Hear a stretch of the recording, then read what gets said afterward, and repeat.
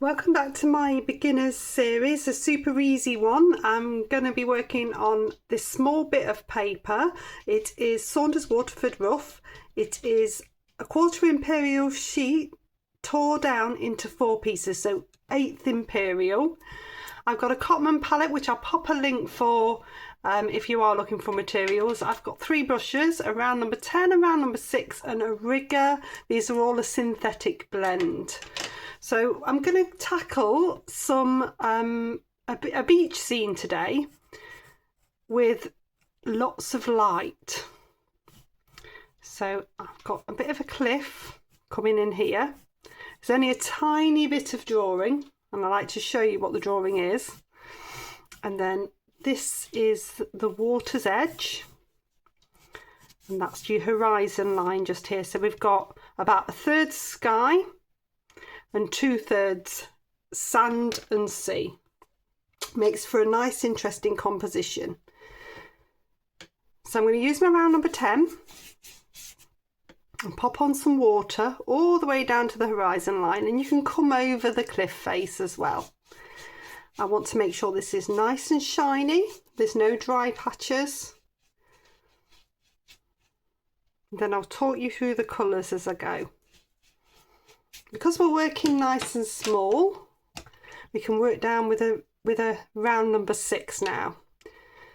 So I'm going to load my brush with water. I'm going to dip into a blue. So the one I've got here is cerulean blue, or it could be cobalt blue, or it could be ultramarine blue. Use what you have.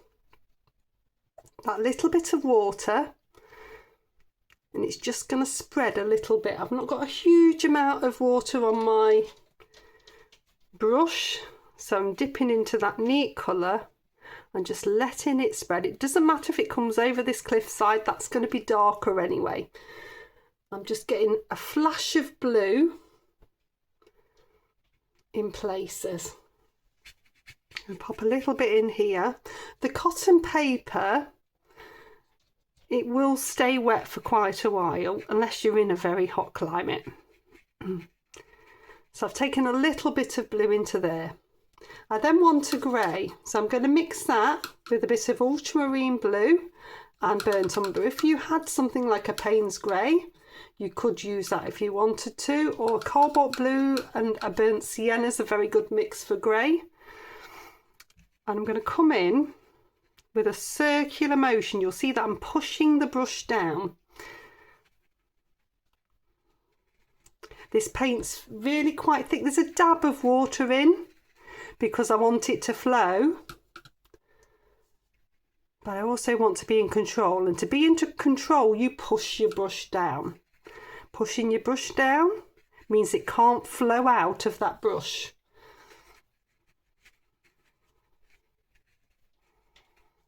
That circular motion is creating a really nice cloudy effect.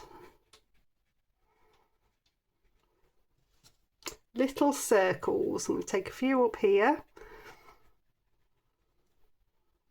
and a few wispy bits here.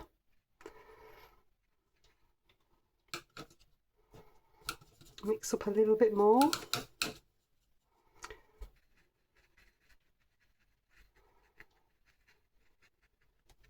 So I've still got a really nice sheen on this, so I've got plenty of time. If the sheen's wearing off and it's going dull, that's when you need to stop. So I'm just taking a few extra bits in just to create some darker cloud. It's a good way to layer the watercolour and get darker bits and then lighter bits, because you're building up those layers. But as soon as that sheen's gone, you stop.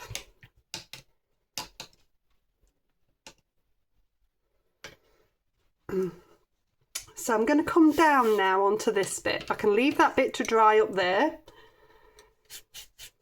I'm going back to my round number 10 and some water.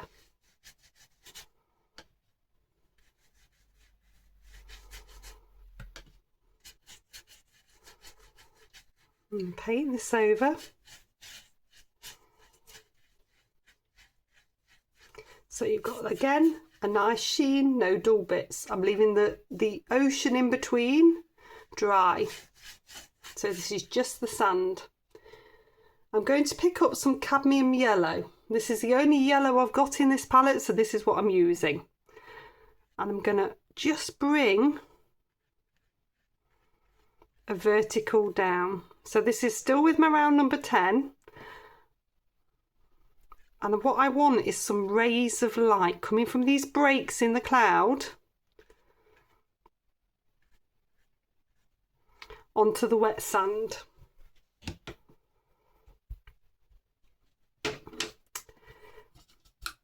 With my round number 6, I'm going to mix up some more of this colour. So, burnt umber, a little bit less blue in this time. That will make a darker, muted brown. And I can start to come on with that. I don't want it to vary too much to what I can see from the sky. So I'm going to come up to the water's edge.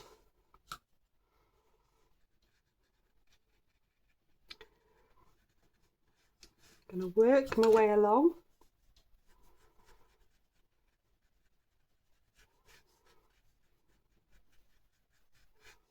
So you've got that bit at the bottom. You can see that I'm doing horizontal strokes.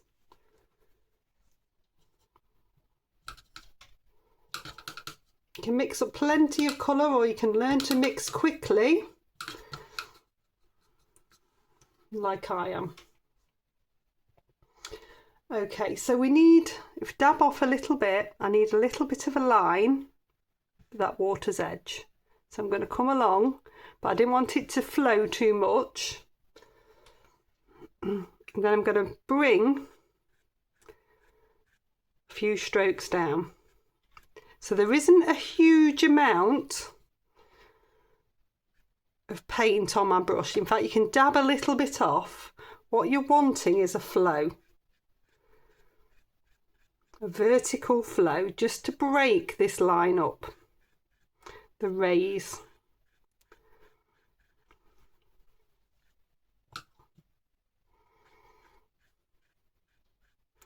Still nice and soft.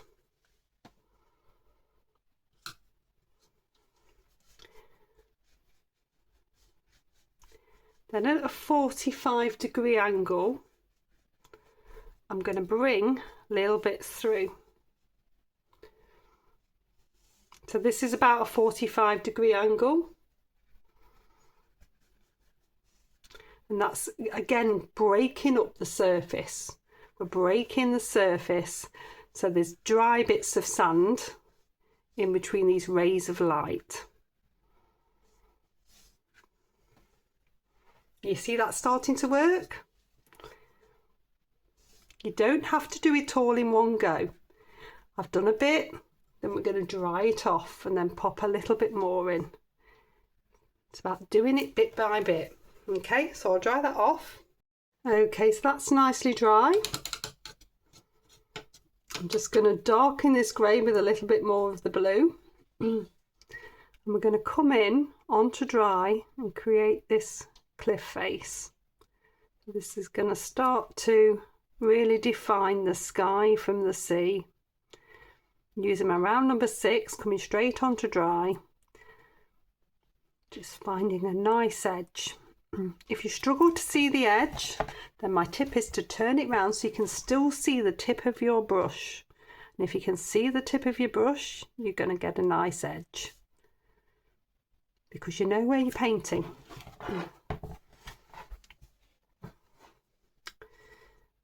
That same thing applies that we did in the sky, where we dropped in that little bit of colour as the sheen was going off. You can add a little bit more in places. That gives it some shadow just as the sheen is going off. So just as that sheen is starting to go, but make sure that paint is fairly thick when you're going in.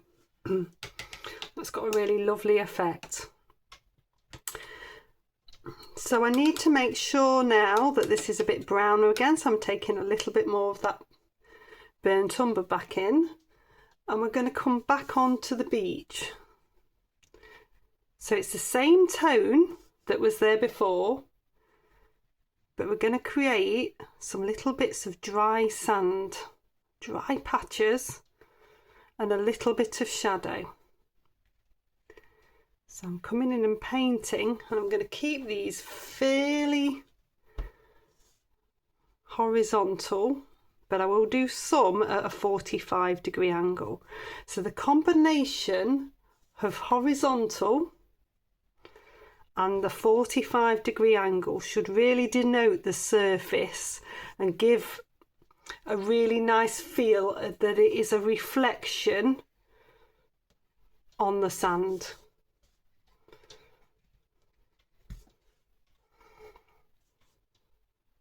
Be slightly a 40-degree angle at places as well, but you can see how this is working. And if I do a little bit horizontal here and then a little bit through at an angle, that works wonderfully as well. Just make sure it doesn't look like a cross. So if I come through a little bit more in places, take a big bit down in the bottom corner. It's always nice to have a bit of dark in a corner in the foreground. That brings a good sense of distance.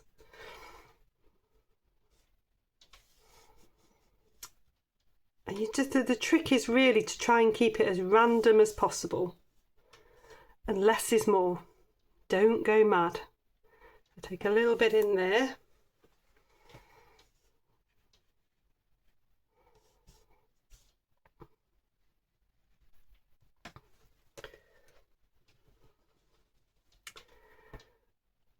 I'm going to pop a little bit of shadow just on the water's edge that's closest to us. That's going to help that stand forward a little bit. So I'm going to taper it out about there. So I've just got that little bit of shadow. With a clean dry brush, if I just make sure some of these soften a bit. So I'm just using a damp brush just to pull the colour a little bit, so it's not all the same tone, it's fading in places. That works really nicely. Okay, so I'm going to come onto the water now. I'm still using my round number 6, and I'm going to leave a tiny gap in between the cliff side that we did and the water's edge. So I don't want them to blend together, it's still a bit damp. Okay, so I'm going to come back to the cerulean blue that I used in the sky. Get that as close as I can. That tiny white highlight is great because it looks like it's glistening in the light, but I don't want too much of it. I can bring that blue all the way through. Then I'm going to come back into the grey. So just make sure it's grey enough and not brown. It's a bit of that ultramarine going in. And I can just bring some of that grey through. Just a few strokes. Just give it a little bit more shadow. You still want hints of the blue to show, but you want that contrast to be there, that contrast of the light. Odd little bits of white at the front will look like it's foamy bits on the water, so you don't have to capture it all. I'm giving my brush a really nice, good clean, loading it with water. I'm going to dip into the cadmium yellow. The last thing that I need to do is to dot in some of this yellow into the white of the sky to match the beach. Now, I didn't do this in the wet in wet because I didn't want those colours to mix to make green. So by taking it in now very lightly, I'm in control of where I want those dashes of yellow to be. And then there's just enough for it to shine down. Okay, so I'll dry that off.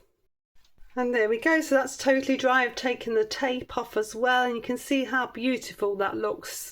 So I could extend this into a more complex version, and I might well do that, so you can then advance if you want to. But this is a really simple version. There's quite a lot of technique in there that I've touched on today. But broken down, it's about creating surface on water and creating the light in the sky, and that contrast to make them work together. So I hope you've enjoyed it. I'll pop a link here for my Super Easy Beginners playlist, and I shall see you next time.